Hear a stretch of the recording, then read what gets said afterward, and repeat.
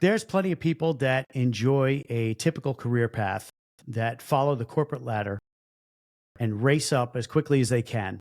And it's a very comfortable life. You can have a very comfortable corporate life career, or you can have an alternative career path where it's just not for everyone. Now, they jump into starting their own businesses time and time again. And in today's episode, we're talking with Judd Borakove, a very dear friend of mine, who has taken that alternative career path. The corporate ladder wasn't necessarily for him, so he decided to change the game and do it on his own. And he leads and is founder of Red Monkey Consulting, that really changes the game when it comes to go-to-market strategy. Helps organizations of all sizes to really create a roadmap to success through his own experience. Welcome to The Bridge. I'm your host, Chris Morga, and today we have Judd Borakove, founder of Red Monkey Consulting. Judd, thanks so much for being on the show, man. Hey, thanks for having me.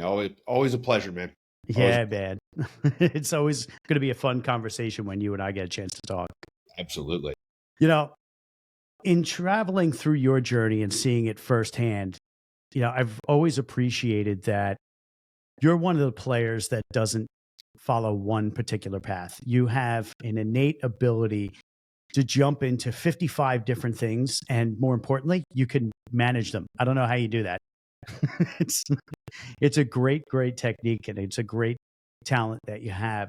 So to kind of jump in on the alternative career path, can you kind of walk me through, your start of the corporate ladder, and then also what kind of motivated you to go at it your own? Yeah, sure. No, absolutely. I don't think it took me very long to figure out that the corporate world wasn't for me. When I was really young, before I got into corporate, even before I was old enough to really get a legal job, I just started finding ways to make money and give value. I've talked about it before with people where, early on, I created a barbershop on our front porch.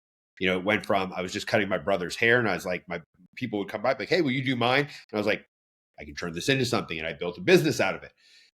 And it wasn't so much that I was looking for it initially, but as soon as I found it, I knew that I like to have control. I like to problem solve.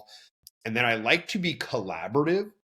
And I found later on in my career that a lot of my personal corporate experience, the leadership, it was fine, but they weren't as they didn't have that collaborative mentality that I really looked for and wanted. So it was kind of easy for me to say, you know what, I'm going to go try to do my own thing. And I've done everything from start my own companies as the sole founder. I've partnered with people and done it. And I would say that for me, the interesting thing is I like to try lots of things. I'm a problem solver. So I don't care if you're in multifamily housing, if you're in high-tech AI, if you are doing health and wellness. I like to solve problems. So for me, it kind of came naturally that I would come try to bring people together and solve problems.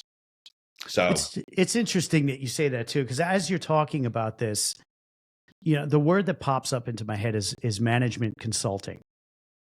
But I know your flavor and technique of the way you do things, and it's much more, as you said, collaborative, and you're much more on top of things from a tactics perspective rather than the overall strategy. I've dealt with a lot of management consultants where they give the overall strategy, but it's up to the customer or the client to really dive into the tactics that work for them. So I think most people really appreciate that you'll deliver on the tactics side as well.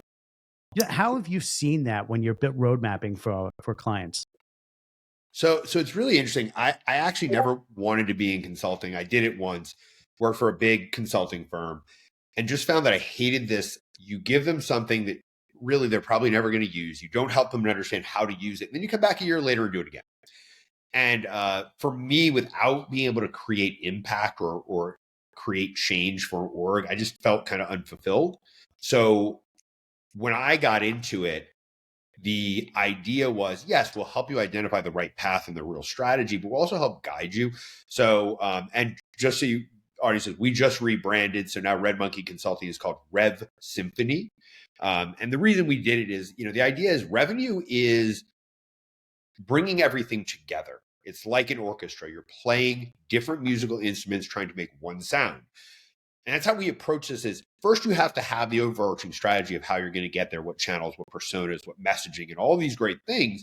But then if I just hand it to you and say, cool, there you go, have a nice day, too many items can get conflated, moved, changed, conceived. We play a bunch of telephone.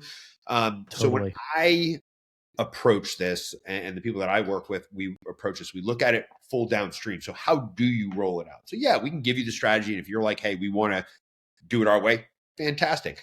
But we even built it out to be or get to a point where it is all on straight delivery, outsourcing, however you want to do it.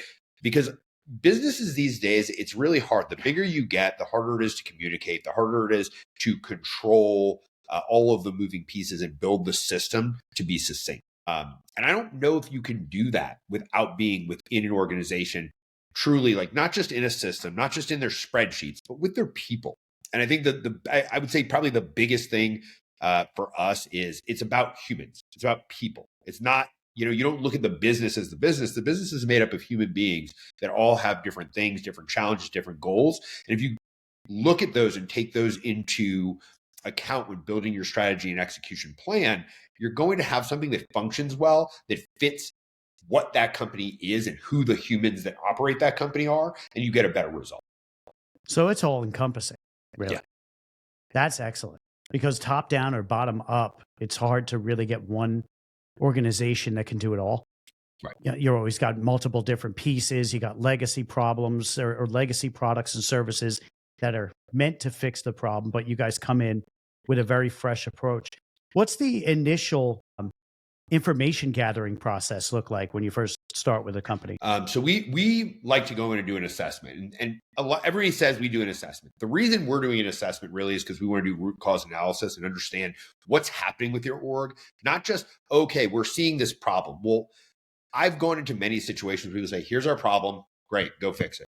You get in and you realize that's not the problem. The root cause is so much deeper and so many layers down that you're doing all this work that's never going to have an impact. So when we come in, we do an analysis and we look at everything from the people, your processes, your systems, your culture, your existing strategy and past strategies, your leadership, and more. So that we kind of get this pulse on what the organization is, how they communicate their value, what their value really is to their customers, and how they treat the people that they engage with.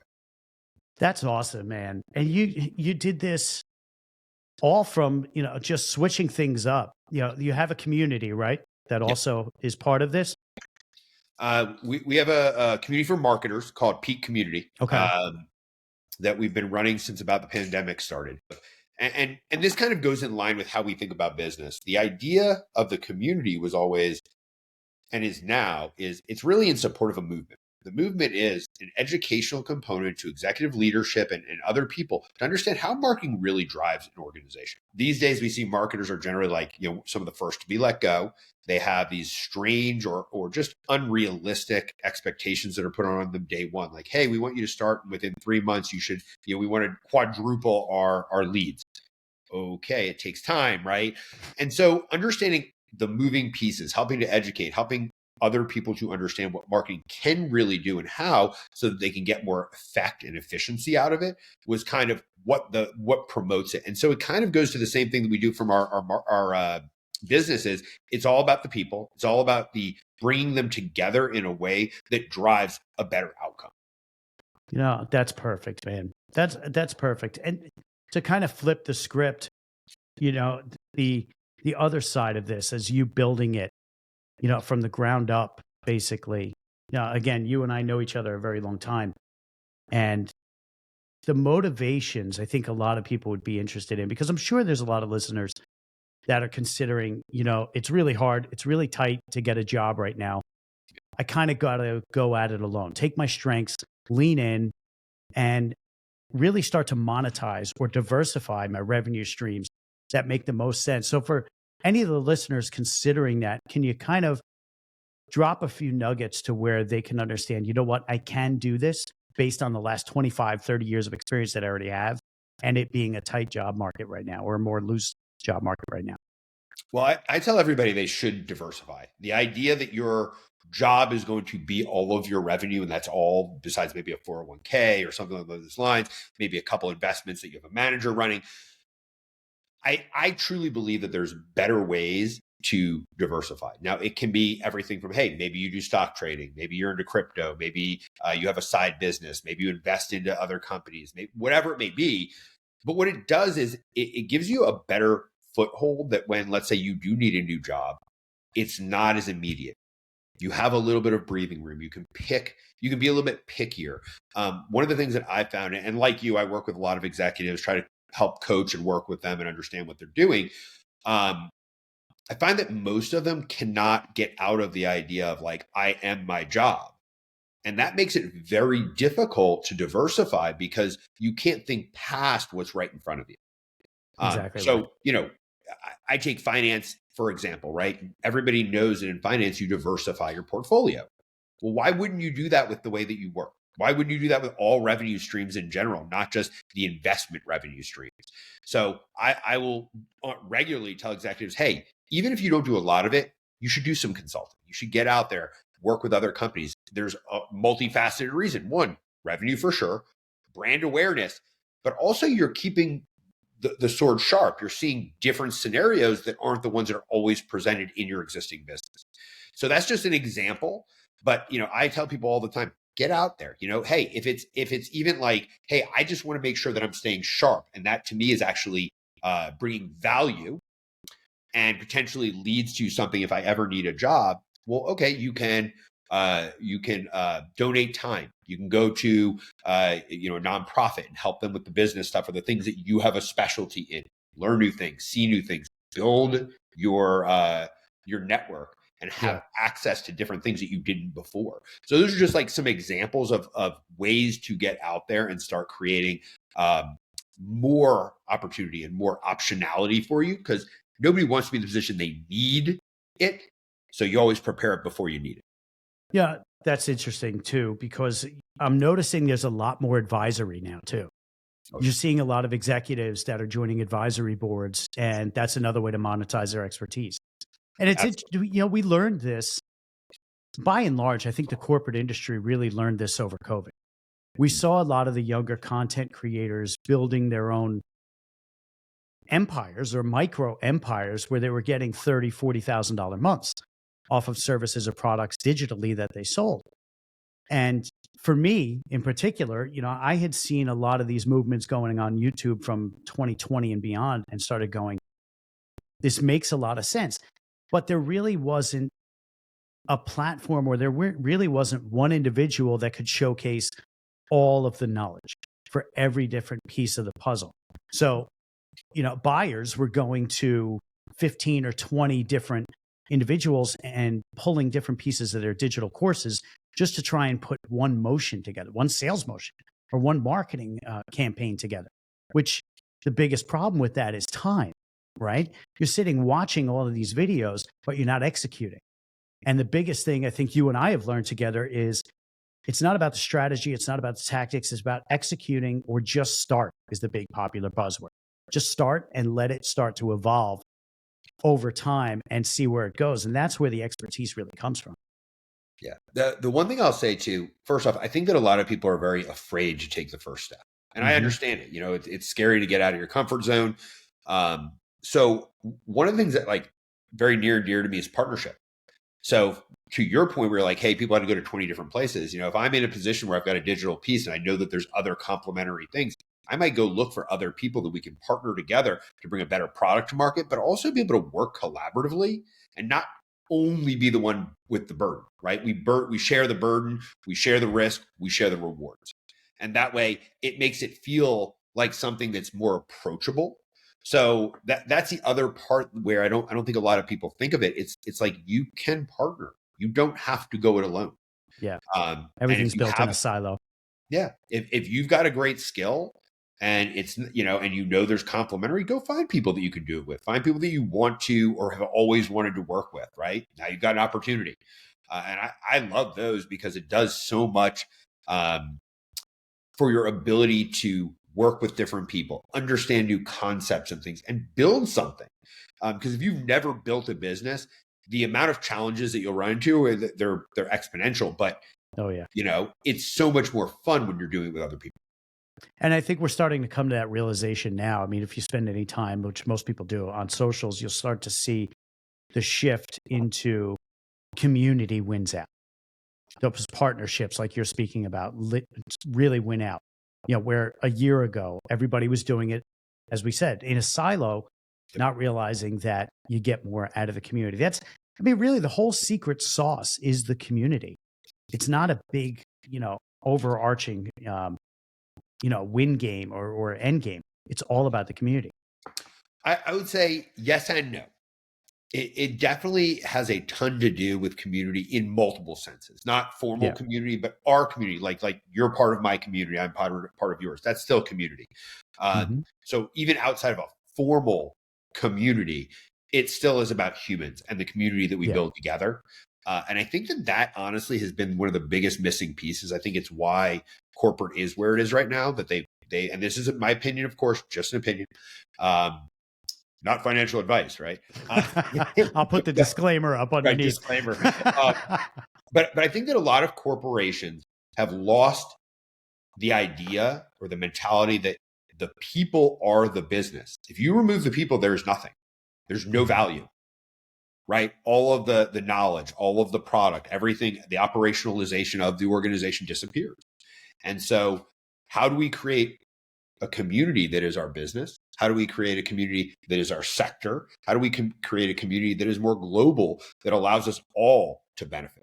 And that's what I think, like, ultimately, like if I take a step back and look at my true overarching goal, like, how do we bring people together? How do we bring more good stuff to the world? And I'm just a big believer in you give without expectation and tell people to pass it on. Because these days I think that it's scary to be a giver. And challenging at times, because you'll give and then you get kind of screwed over. I've had plenty of opportunities to give where I didn't work out, but I continue to do it. And I'm just a big believer that there is a karmic effect, and it will bring people together. You're going to attract more like people when you keep consistent and do what works for you. I pulled kind of a new mantra out of a lot of this, and it goes along with what you're saying about community and partnerships. So now every time I enter into a task, I start to think of myself, solve for X.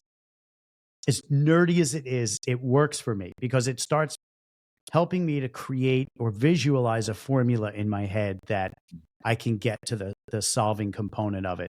And it's game changing for me. As nerdy as it is. You got to find what works for you, right? Yeah, you really do, man. And everybody has their opinions, and everybody has kind of an outlook on how to get to the answer. But how do you really know which one is going to wind up working? And that goes back to what we were saying before, A/B test, or just constantly try new things and see what sticks and see what doesn't. You can remove one little piece of the puzzle, but if you're not trying multiple different areas, then the whole thing could fail and you won't even know where that piece you need to fix is. Another part of what you were saying before, and I think this is an area that's always been a problem within corporate, is communication. There's so much legacy communications that have been delivered and not changed and not added for even scaling for multiple people that are in a department now, or new ways of thinking. I think communication is still a major, major problem. I'm going to agree with you 150%. I think that all of our problems come down to communication. We get into wars because of communication. We get into embargoes because of communication. We get into or lack thereof. Dispute. Yeah, exactly. Marital dispute, family issues, business issues. It all comes down to communication. And I think it's the challenge is we all communicate and understand different. But if one party is at least willing to take the time to listen and understand how the other person communicates, we're going to be in a better place. Yeah. I believe that, and this is just my thing, is I am an over communicator. I would rather have the hard the hard conversation up front. I'd rather say more versus less. You can always say, "Hey, I got it. Cool." But I've had too many instances where I go in think that I've communicated properly only to have a response or something happen that doesn't align with what I needed or wanted. So now it's communication is also part of change management, right? You Yeah. want change to occur, you have to communicate a lot, very succinctly. And then you have to listen, because with the change curve, if anybody knows about this, great. If not, I'm going to be simple. But the change curve basically says, hey, when you decide to make a change, you're going to have people first that buck and they're afraid and they don't understand and they're not sure if they want to move forward. And you have to do your best to move them through this part of the curve as quickly as possible to get to the other side, which is more of an understanding of, yeah, okay, I'm in. I got this. I see the vision. And the only way you can do that is through communication and understanding, listening, Yeah. right? So you communicate, you do it again, you do it again, you do it again, you listen. What am I getting back? Are you understanding? What do you not understand? What is uncomfortable? How can I, bring more enlightenment around this topic, or how it will be moving forward? And you know what? Some people are like, hey, let me self-select out then. You got to be able to listen for that so that it doesn't cause more problems internally. So I'm with you. I think communication is the game. It's interesting because we have sales techniques. The 12 years that I spent in sales, I started to learn how to read people. And if I'm over communicating, like you said, you could see there's a blank stare sometimes. And that's when you have to really deliver back on it. But I also think there's a mindset shift that, the person who's communicating has to deliver to get the person in the proper mindset to be able to change. We were talking about change management.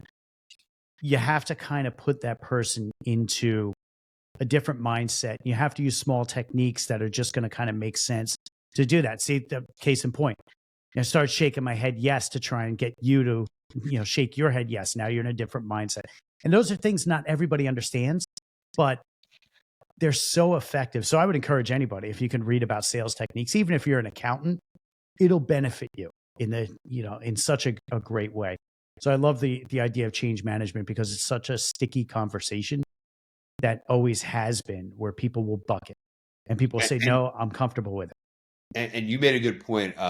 If you believe you're not in sales, you're wrong. Yes. Everybody is in sales. And I'll give an example because I think this is one that people don't think about. If you have a significant other, you're in sales. Mm-hmm. Yeah, there are times you were where we're just listening and saying yes, right? But when you have that one thing you really want, you're going to find a way to get it. Well, that's selling the opportunity. What's the value to them? How do I communicate it? And I truly believe that if we were better communicators, we'd have less marital issues as well, because it is difficult to communicate. And a lot of times and I think business has done this to some people. I don't think it's all business's fault, but we communicate a certain way with people in business, and then we take that home with us. And that creates strife and problems. Like, why can't you just listen? Well, I mean, if you were brought up in an organization that is more of a dictatorship, well, that's how you communicate to people because that's what you learn. We need to deprogram, unprogram that and basically get back to a place where we are listening for what the real problem is or what the real need is so that we can align our value prop, communicate succinctly and properly, and be able to listen. And I'm going to put out there, I'm not perfect at this. I don't think anybody is. We will all have arguments at the time. But then what do you do about it, right? It's like, then you go back, hey, you know what? I was wrong. You were right. Cool, whatever. Maybe that's the communication. Maybe it's something different. But being able to be present, come back, look at that communication pattern, understand where maybe something broke down. It's like everything else. It takes time to do. Yeah. But I will say this, anybody who puts in the time to become a better communicator will see their career trajectory take off. And to piggyback off of that, one of the best ways to become an effective communicator is, ready for it? Ask questions. It's okay to ask questions. Nobody looks at you as you're an idiot. And, there's no judgments when you're asking questions just to get to the bottom or the root of the problem so you can better solve for X.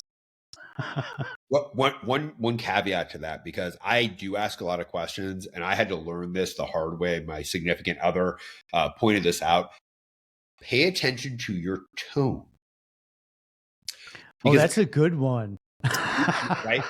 Asking a benign question it's fine if you really are interested. But if you have a tone that makes it sound like you're attacking in some way, or you're kind of like, oh, you're so dumb. And the way that you tone that question, they pick up on that. And some people pick up different, like they don't hear the tone, they feel it. Some people hear the words. Some, like, and it's The different. So timbre. Yeah. you really need to pay attention to how you approach the conversation and the way that you ask your questions. And it's funny because we would think something like, and I'll use an example of this. Everybody feels like they can go run, right? Why do we have so many people that are runners? Because it's easy. I can put on a pair of sneakers, go out and run. Well, I worked in the health and wellness space for a very long time. I'm telling you, many people run in a way that's going to basically give them injuries. So there's still a point where even things that seem very easy and simple and everybody should know, we still need to work at it. We still need to practice. We still need to have proper technique. Because as we always say, right, practice makes perfect. No, practice makes permanent. And if we're going to make something that isn't going to work for us permanent, we better know it. That's a really good one. Now, I go to the treadmill every morning, and now I'm going to start questioning if I'm doing it the right way. Yeah. I'll tell you, man, I've worked with pros at many different things, and so many times I thought I knew, only to be blown away with how wrong I really was. And I truly believe like anything that is valuable is going to take time and energy to get to a point where you can do it well. Yeah. So there's no thing you're going to walk in and be like, I'm a superstar, right? Yeah, you have like your natural salespeople and things like that, but they're still working at it. Like I think the best of the best are always consistently trying to improve and develop and become better.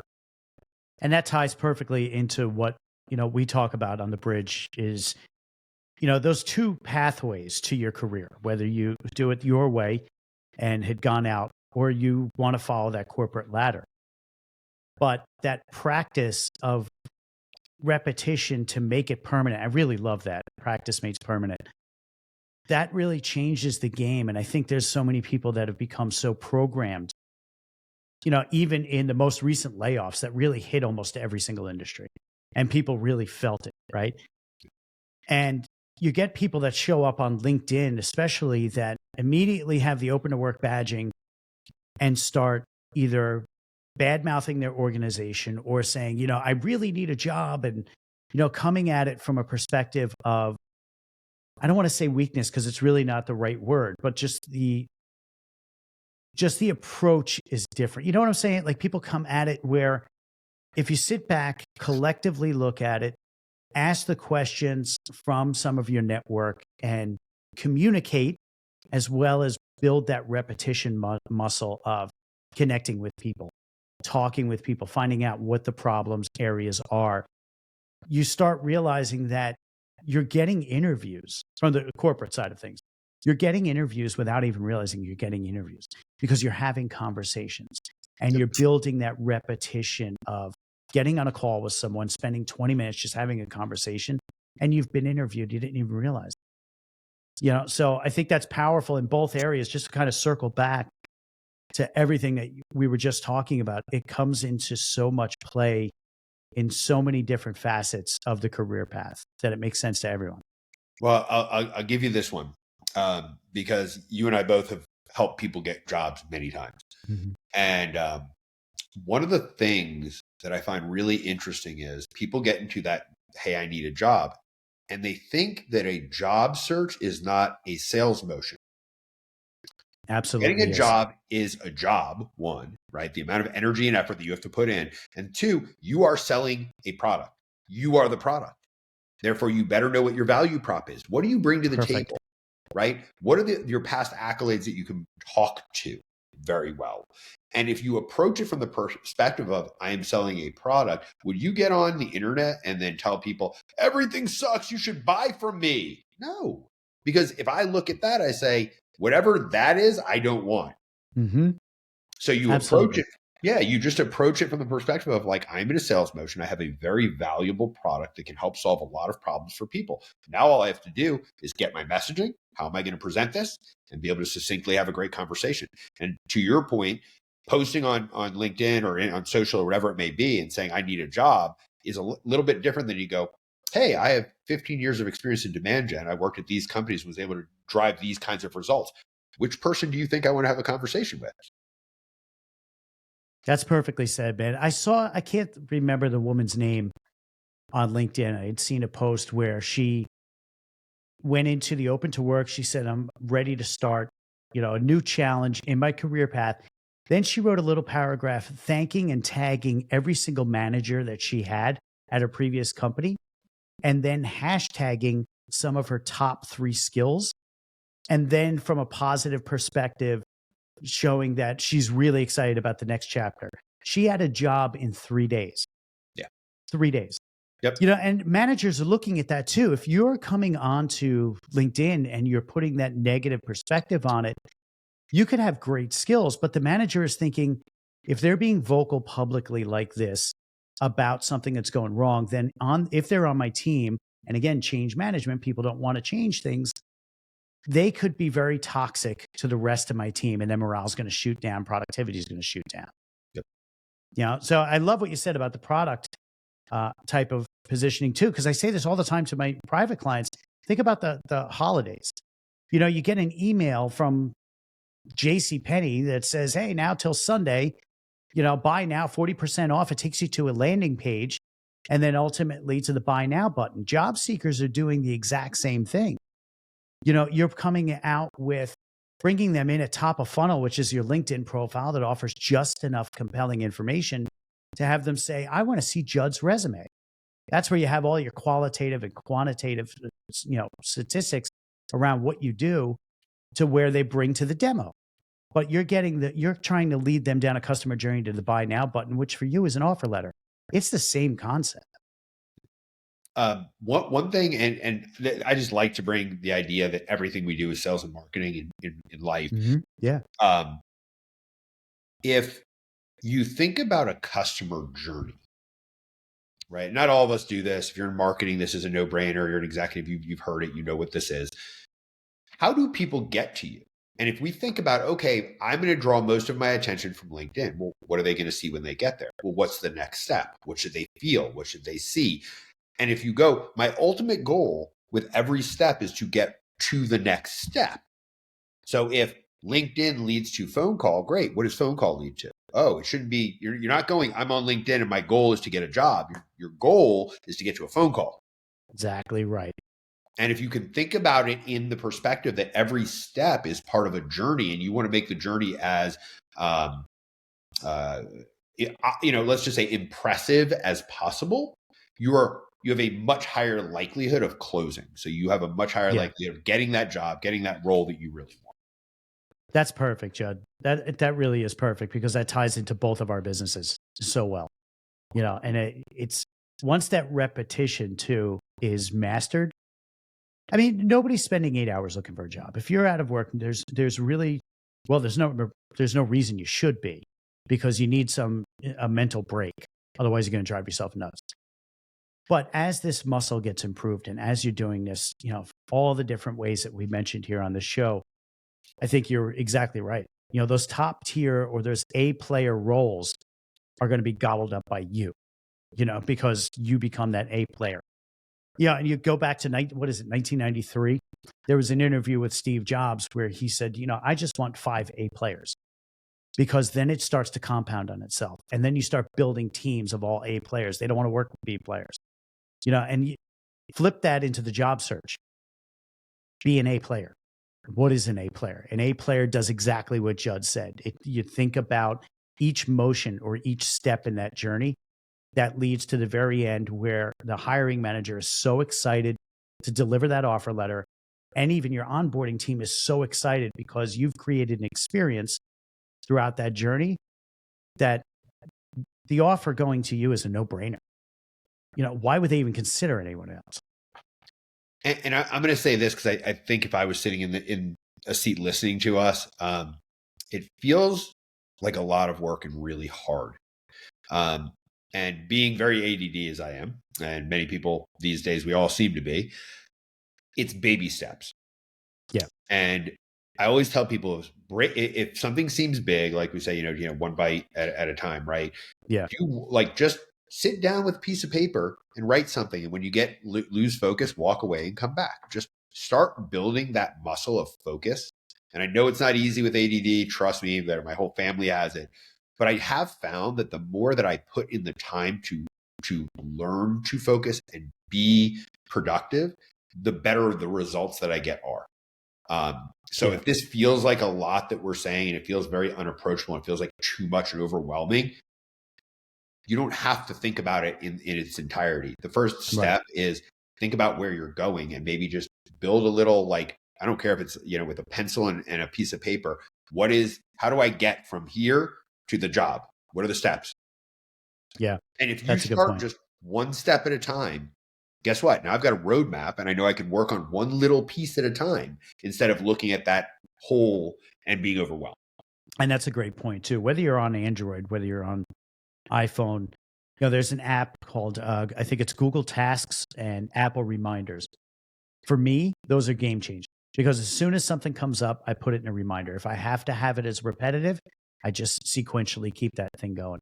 But to your point, those next little steps, the end game is to land a job, right? What do I want to have? What do I want to be? You want to be an analyst, you want to be a VP. That's the end game. Reverse engineer backwards. What's the next step? Okay, I got to get my LinkedIn tightened up. Okay, let's just start with the about section. Summarize your career.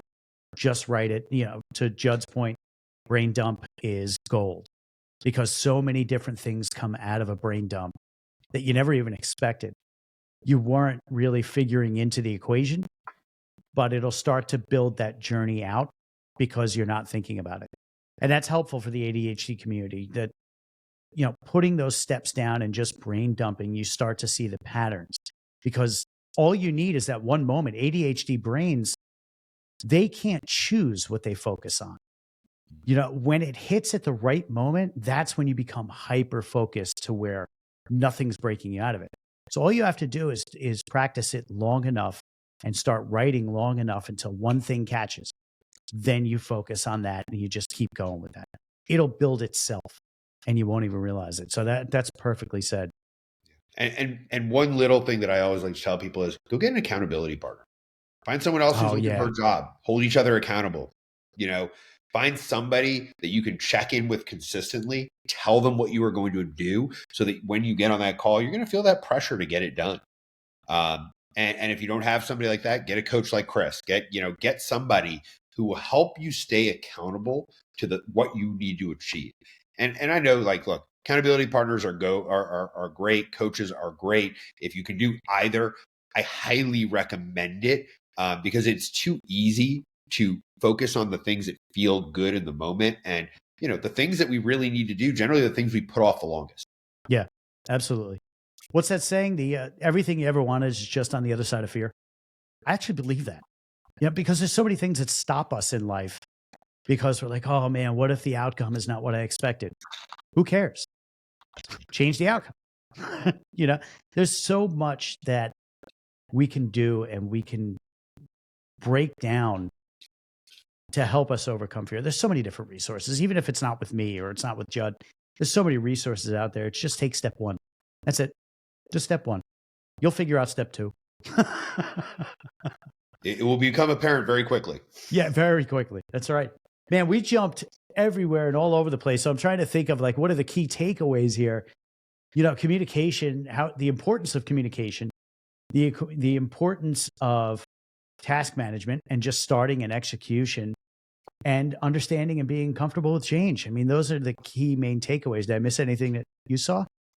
No, I'll only throw one other thing in there that we just kind of didn't quite touch on. We talk community quite a bit, but one of the things that I don't think we really touched on is network, which is a different type of community. If you're out there, and I know we all get very heads down, we get focused on what we're doing in the moment, work comes first, get it done, sure. Make time to build a network. Get on calls with people you don't know. Ask your current and existing network who you should talk to. Get on conversations and build relationships, because when you don't need a relationship, it's the easiest time to build a community, build a network. When you need it and you're going, I need help finding a job and there's nobody there, you're not going to do it. You're going to, and even if you're doing it, you're going to come at it with the wrong attitude where you're looking to get something immediately. Relationships don't work that way.